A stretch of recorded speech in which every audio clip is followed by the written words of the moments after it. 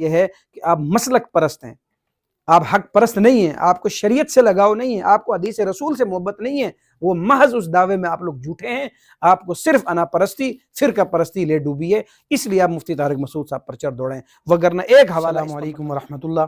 محترم سامعین، ناظرین، گزشتہ دنوں مفتی طارق مسعود صاحب کا ماہ رمضان اور تراویح کے عنوان پر ایک بیان ریکارڈ ہوتا ہے۔ اس بیان میں مفتی طارق مسعود صاحب سے ریفرنس دیتے ہوئے غلطی ہوتی ہے۔ اس غلطی کو لے کر پاکستان اور پاکستان کے باہر کے غیر مقلدین حضرات علماء نے بڑا ہنگامہ اس پہ کھڑا کر دیا اور مفتی طارق مسعود صاحب کے حوالے سے یہ پروپیگنڈا شروع کر دیا کہ یہ بناوٹی عمل کو ثابت کرنے کے لیے احادیث گڑھ رہے ہیں، نبی پاک صلی اللہ علیہ وسلم کی طرف جھوٹی باتوں کی نسبت کر رہے ہیں وغیرہ وغیرہ۔ مفتی طارق مسعود صاحب اپنی غلطی کا اعتراف کرتے ہوئے بتا رہے ہیں کہ بھئی حوالہ دینے میں مجھ سے غلطی ہوئی، مفہوم تو وہی تھا، البتہ کتاب کوٹ کرنے میں مجھ سے غلطی ہوئی، حوالے میں لے کر بیٹھا تو نہیں، البتہ میں اس کو تسلیم کرتا ہوں یہ مجھ سے غلطی ہوئی ہے۔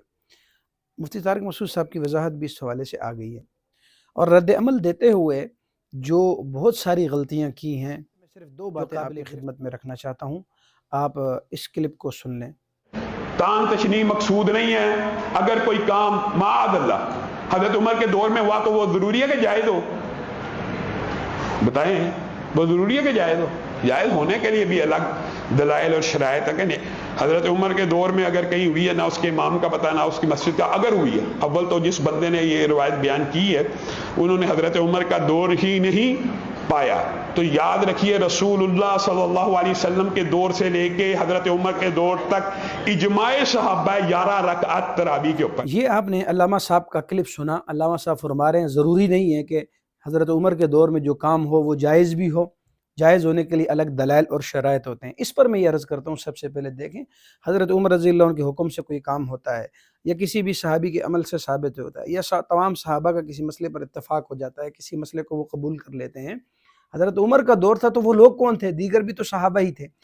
ان کے دور میں کوئی مسئلہ ثابت ہوتا ہے تو اس مسئلے کو تو ہی سنت کہا جاتا ہے، اسی مسئلے کو تو حدیث کہا جاتا ہے، اسی کو تو اثر کہا جاتا ہے، اسی کو تو علیکم بسنتی و سنت الخلفاء الراشدین المہدیین کہا جاتا ہے۔ بھائی آپ کہتے ہیں ضروری نہیں ہے کہ وہ جائز ہو، تو آپ کا معاملہ، آپ کیا کہتے ہیں کہ یہ مسئلہ جائز نہیں ہے پھر حضرت عمر کے دور میں ہوا۔ دوسرے نمبر پہ آپ کہتے ہیں اس کے لیے الگ دلائل چاہیے، الگ شرائط چاہیے۔ وہ کون سے دلائل ہیں، وہ کون سی شرائط ہیں، وہ ذرا بتا دیں کہ صحابہ کے دور میں یہ کام ہوا ہو، یہ عمل ہو، یہ تب جائز ہوگا جب اس میں یہ شرائط پائی جاتی ہیں، یہ تب ناجائز ہوگا جب اس میں یہ شرائط نہ پائی جاتی ہوں۔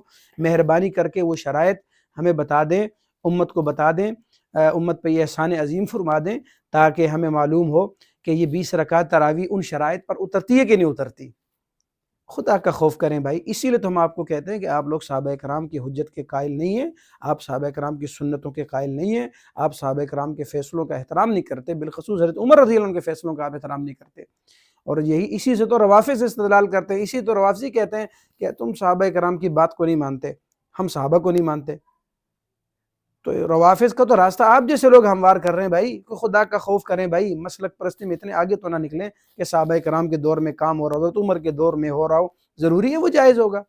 بھائی جائز ناجائز کا مسئلہ نہیں ہے، یہ سنت کا مسئلہ ہے۔ ہم کہتے ہیں یہ سنت مؤکدہ ہے، یہ اسی لیے کہ صحابہ کرام خلفائے راشدین کے دور میں اس پر مواظبت ہو چکی۔ پھر عثمان کا دیکھیں، پھر حضرت علی رضی اللہ عنہ سے خود موقوفاً حدیث موجود ہے کہ آپ نے 20 رکعت تراویح کا حکم دیا ہے، اور 20 رکعت تراویح پڑھائی، مصنف ابن ابی شیبہ میں اور دیگر کتب حدیث میں موجود ہے۔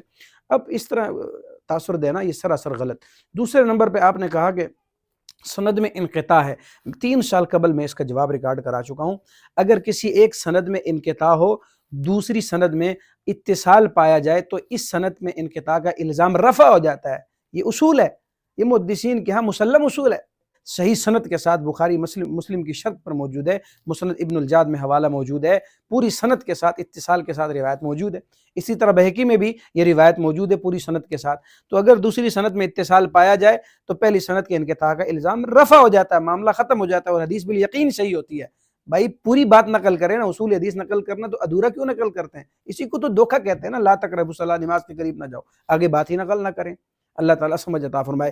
تیسرے نمبر پہ جو دیکھیں، جہاں اور دیگر غیر مقلدین نے بڑا ریئیکشن دیا کہ مفتی طارق مسعود صاحب نے تو حدیث پر جھوٹ باندھا ہے، جی یہ کیا وہ کیا فلاں کیا۔ اب آپ مجھے بتائیں، یہ جو علامہ صاحب آپ فرما رہے ہیں کہ حضور اکرم صلی اللہ علیہ وسلم کے دور سے حضرت عمر کے زمانے تک 11 رکعت پر اجماع ہے، یعنی تمام صحابہ کا اجماع ہے 11 رکعت پر، اجماع صحابہ سے ثابت ہے۔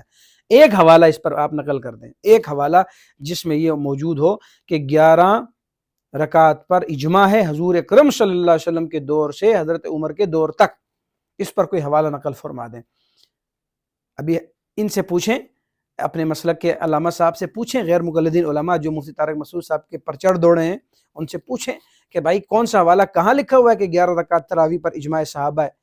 اب انہوں نے نبی صلی اللہ علیہ وسلم کے دور پر جھوٹ باندھا کہ نہیں باندھا؟ صحابہ کے دور پر جھوٹ باندھا کہ نہیں باندھا؟ حضرت ابو بکر صدیق کے دور پر جھوٹ باندھا کہ نہیں باندھا؟ کہاں ہے وہ حوالہ جس میں یہ لکھا ہو کہ حضور پاک صلی اللہ علیہ وسلم کے دور سے لے کر حضرت عمر کے دور تک اجماع صحابہ سے 11 رکعت ثابت ہے؟ جبکہ اس کے برعکس آپ دیکھیں والے موجود ہیں کہ تمام صحابہ اکرام کا اجماع 20 رکعت تراویح پر تھا۔ امام نووی کو آپ اٹھائیں تو آپ کو یہ ملے گا، ملا علی قاری کو آپ اٹھائیں آپ کو یہی مسئلہ ملے گا، امام ترمذی رحمۃ اللہ علیہ کی جامع ترمذی کو آپ دیکھ لیں، آپ نے 2 ہی مذہب نقل کیے ہیں، نمبر 1 20 والا نقل کیا اور ایک بعض کا نقل کیا کہ وہ 41 کے قائل تھے مال وطر۔ تو خدا کے بندو، اس قدر جھوٹ بولنا اور اس قدر کسی پر چڑھائی کر دینا جب وہ اپنی غلطی کا بھی اعتراف کر رہے ہوں، اور جب کہ انہوں نے جھوٹ نہیں باندھا، حوالہ دینے میں ان سے غلطی ہوئی ہو، تو آپ نے اس کو مسئلہ کشمیر بنا دیا، توپوں کا رخ سارا مفتی صاحب کی طرف کر دیا۔ اللہ تعالیٰ آپ کو سمجھ عطا فرمائے۔ یہ ابو یحییٰ نور پوری صاحب اور دیگر جو علماء جو مفتی طارق مسعود صاحب کے حوالے سے باقاعدہ کمپین چلا رہے ہیں، ان سے گزارش ہے کہ اگر آپ واقعی شریعت کے ساتھ مخلص ہیں، آپ واقعی حدیث رسول کے ساتھ دین کے ساتھ مخلص ہیں، آپ حق پرست ہیں اور مسلک پرست نہیں ہیں، تو اپنے علامہ صاحب سے پوچھیں کہ وہ اجماع صحابہ کا اور اجماع نبی پاک صلی اللہ علیہ وسلم کے زمانے تک کا حوالہ ہمیں دکھا دیں۔ اور اگر آپ ان سے یہ مطالبہ نہیں کرتے تو پھر اس کا معنی یہ ہے کہ آپ مسلک پرست ہیں، آپ حق پرست نہیں ہیں، آپ کو شریعت سے لگاؤ نہیں ہے، آپ کو حدیث رسول سے محبت نہیں ہے، وہ محض اس دعوے میں آپ لوگ جھوٹے ہیں، آپ کو صرف انا پرستی فرقہ پرستی لے ڈوبی ہے، اس لیے آپ مفتی طارق مسعود صاحب پر چڑھ دوڑیں، وگرنہ ایک حوالہ اس پر نقل کر دیں۔ اللہ تعالیٰ آپ کو سمجھ عطا فرمائے۔